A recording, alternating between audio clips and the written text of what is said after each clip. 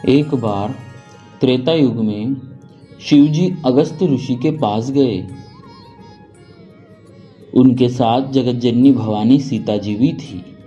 ऋषि ने संपूर्ण जगत के ईश्वर जानकर उनका पूजन किया। मुनि अगस्त्य जी ने राम कथा विस्तार से कही, जिसको महेश्वर ने परम सुख मानकर सुना। फिर ऋषि ने शिवजी से सुंदर हरि भक्ति पूछी और शिवजी ने उनको अधिकारी पाकर रहस्य सहित भक्ति का निरूपण किया। श्री रघुनाथ जी के गुणों की कथाएं कहते सुनते कुछ दिनों तक शिवजी वहां रहे। फिर मुनि से विदा मांगकर शिवजी दक्ष कुमारी सती जी के साथ घर कैलाश को चले। उन्हीं दिनों पृथ्वी का भार उतारने के लिए श्री हरि ने रघुवंश में अवतार लिया था।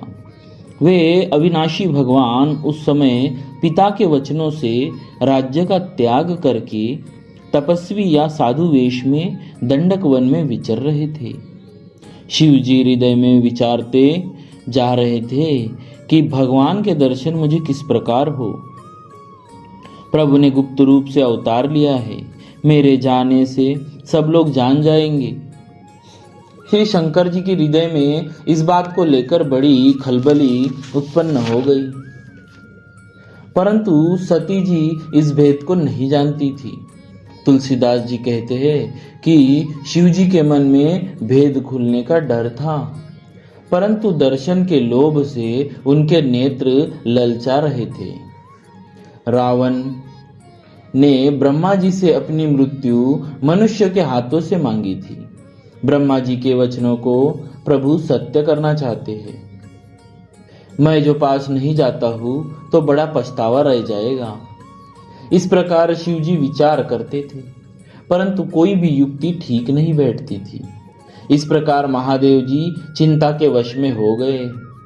उसी समय नीच रावण ने जाकर मारीच को साथ लिया और वह मारीच तुरंत कपट मृग बन गया। मूर्ख रावण ने छल करके सीता जी को हर लिया। उसे श्री रामचंद्र जी के वास्तविक प्रभाव का कुछ भी पता न था। मृग को मारकर भाई लक्ष्मण सहित श्री हरि आश्रम में आए और उसे खाली देखकर, अर्थात वहां सीता माता को न पाकर उनके नेत्रों में आंसू भर आए। श्री रघुनाथ जी मनुष्य की भांति विरह से व्याकुल है और दोनों भाई वन में माता सीता को खोजते हुए फिर रहे हैं। जिनको कभी कोई संयोग वियोग नहीं है, उनमें प्रत्यक्ष विरह का दुख देखा गया। श्री रघुनाथ जी का चरित्र बड़ा ही विचित्र है। उसको पहुंचे हुए ज्ञानी जन ही जानते हैं। जो मंदबुद्धि है वे तो विशेष रूप से मोह के वश होकर हृदय में कुछ दूसरी ही बात श्री शिवजी ने उसी अवसर पर श्री राम जी को देखा और उनके हृदय में बहुत भारी आनंद हुआ। उन शोभा के समुद्र श्री रामचंद्र जी को शिवजी ने नेत्र भर कर देखा, परंतु अवसर ठीक न जानकर परिचय नहीं किया। जगत के पवित्र करने वाले सच्चिदानंद की जय हो। इस प्रकार कहकर कामदेव का नाश करने वाले श्री शिवजी चल पड़े। कृपा निदान शिवजी बार बार आनंद से पुलकित होते हुए सती जी के साथ चले जा रहे थे। सती जी ने शंकर जी की वह दशा देखी तो उनके मन में बड़ा संदेह उत्पन्न हो गया। वे मन ही मन कहने लगे कि शंकर जी की सारी जगत वंदना करता है, वे जगत के ईश्वर है। देवता मनुष्य मुनि सब उनके प्रति सिर नवाते हैं। उन्होंने एक राजपुत्र को सच्चिदानंद परम धाम कहकर प्रणाम किया और उसकी शोभा देखकर वे इतने प्रेम मग्न हो गए कि अब तक उनके हृदय में प्रीति रोकने से भी नहीं रुकती। जो ब्रह्म सर्वव्यापक, माया रहित, अजन्मा, अगोचर, इच्छा रहित और भेद रहित है और जिसे वेद भी नहीं जानते, क्या वह देह धारण करके मनुष्य हो सकते हैं? देवताओं के हित के लिए मनुष्य शरीर धारण करने वाले जो विष्णु भगवान है, वे भी श्री शिव जी की ही भांति सर्वज्ञ है। वे ज्ञान के भंडार लक्ष्मीपति और असुरों के शत्रु भगवान विष्णु क्या अज्ञानी की तरह स्त्री को खोजेंगे? फिर शिव जी के वचन भी झूठे नहीं हो सकते। सब कोई जानते हैं कि शिव जी सर्वज्ञ है। सती जी के मन में इस प्रकार का अपार संदेह उठ खड़ा हुआ। किसी तरह भी उनके हृदय में ज्ञान का प्रादुर्भाव नहीं होता था।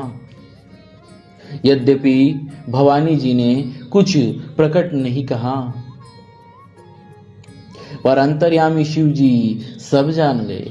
वे बोले, हे सती, सुनो, तुम्हारा स्त्री स्वभाव है, ऐसा संदेह मन में कभी न रखना चाहिए।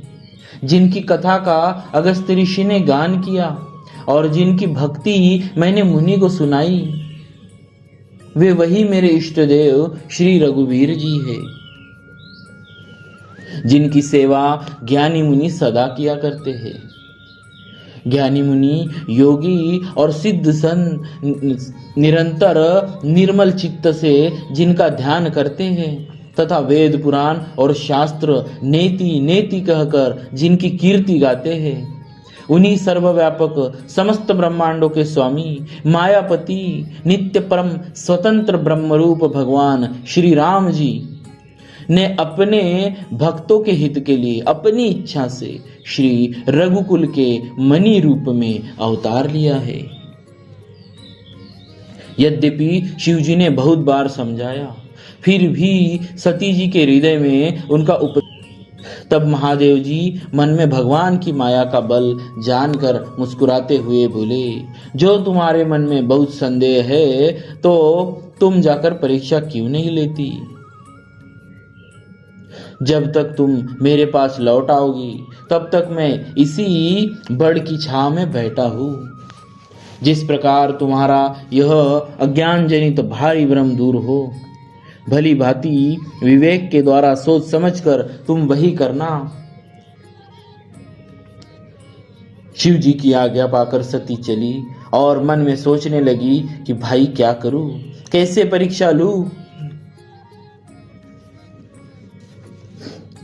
इधर शिव जी ने मन में ऐसा अनुमान किया कि दक्ष कन्या सती का कल्याण नहीं है।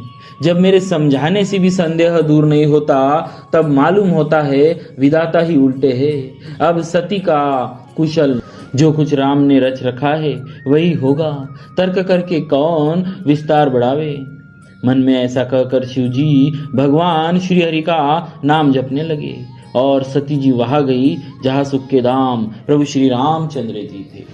बोलिए श्री सीताराम जी महाराज की जय, भक्तवत्सल भगवान की जय।